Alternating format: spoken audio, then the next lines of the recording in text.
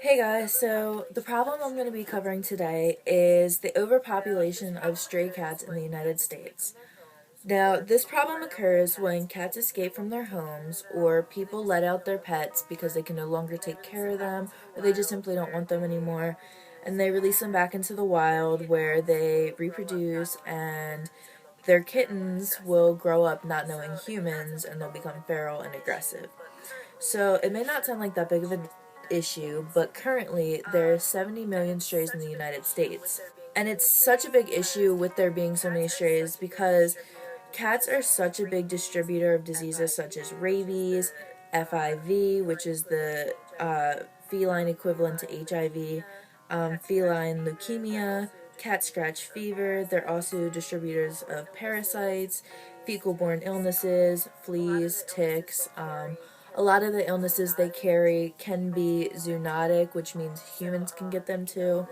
So, when the strays are hanging out with your pets and stuff outside, and your pet happens to pick up something, you could also get something. Stray cats, they also damage a lot of local structures.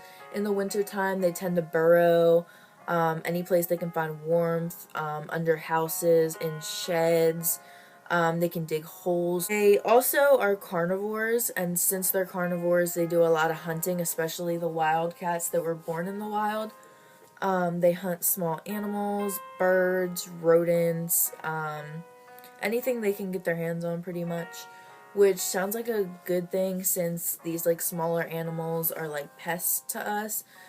But in reality, we only have so many of them, and since there's so many cats, overexploitation on these smaller animals because of how many they're eating, because of how many cats we have, just because of humans letting their pets go and like not fixing their animals.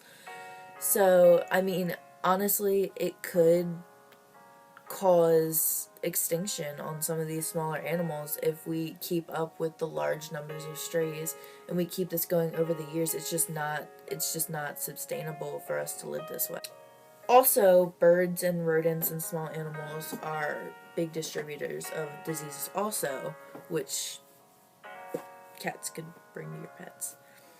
A couple solutions are, first off, adoption centers, which, yes, they're great solutions. Adoption centers are great for cats to find families usually, but the only issue is that adoption centers are so overfilled at this point.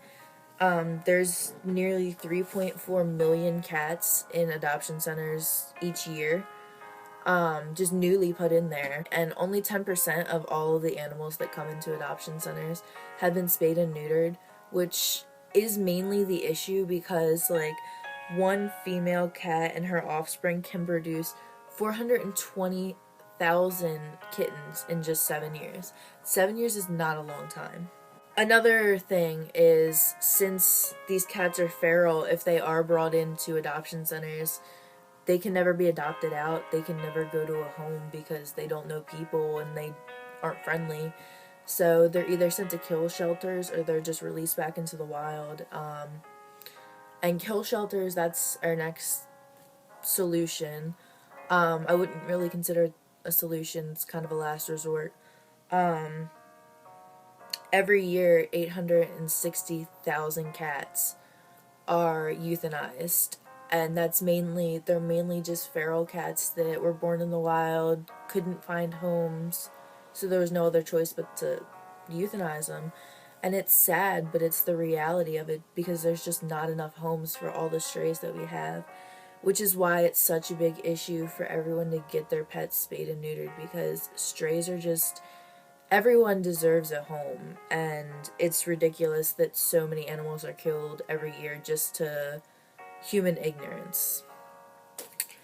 Um, the last and best solution are these trap, neuter, and return agencies. There's agencies like Alley Cat Allies, which they basically they put out traps, they catch the stray cats, they bring them in, they neuter them, they spay them, they update them on their vaccines, and then they release them back into the wild.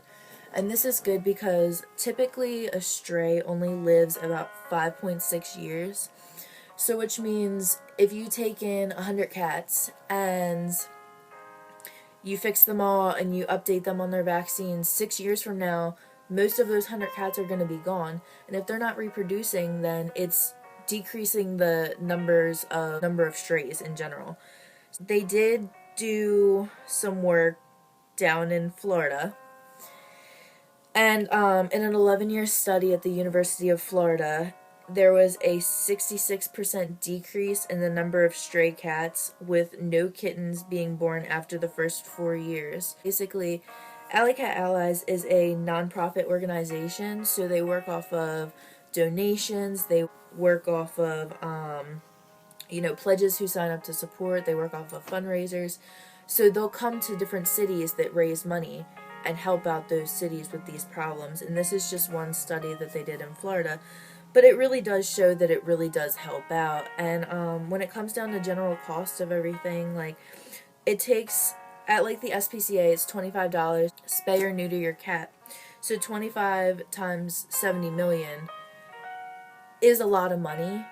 But also, when you think about $45 to $150 to euthanize a cat, and there's 860,000 of those, that equals a lot of money too. So at the end of the day, you're really spending a lot of money either way. You might as well have these cats that you're doing good in the long run. You're lowering the population in the long run, and you're not killing them. It's not a violent way.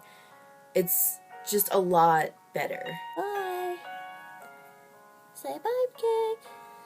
Say bye, Kiki. Bye. Bye.